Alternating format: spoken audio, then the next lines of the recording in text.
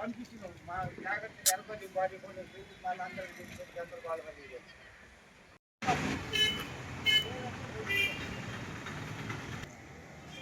Madam, నమస్తే madam.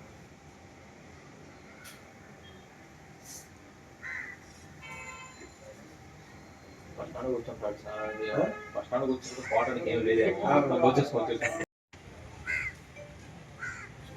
Yes madam. అవును madam, ఈ ప్లేస్ ఆఫ్ వక్కరించాడు కాబట్టి కాదు మేడం, కాదు పక్క తీసుకెళ్ళి అప్పచెప్పుతారు.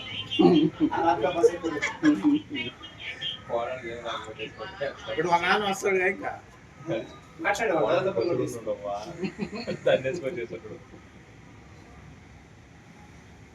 ముందు డ్రైవింగ్ వచ్చినట్టుంది కదా సార్ అయితే.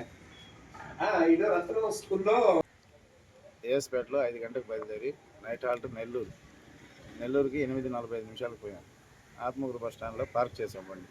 పార్క్ చేసి మేము రెస్ట్ రూమ్ పోయి రెస్ట్ తీసుకున్నాం. కొనుక్కున్నదాన్ని 4 గంటలు లేచి కిందకు వచ్చాం.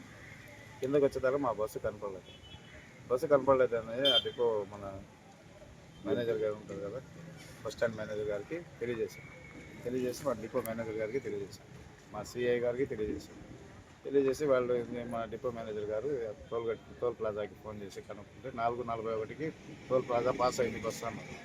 తర్వాత నేను నెల్లూరుపాలెంలో మాది సొంత గ్రామం నెల్లూరుపాలెం కాబట్టి మా పిల్లలు కలెక్ట్ చేసి ఆ బస్సు వస్తుంది ఆపండి దాన్ని పట్టుకోండి అని చెప్పేటప్పుడు మా పిల్లలు ఆపి, మా ఏఎంఎఫ్ సారు, మా సిఏ సారు వీళ్ళందరూ బస్సు ఆపి వాళ్ళని తీసుకొచ్చి పోలీస్.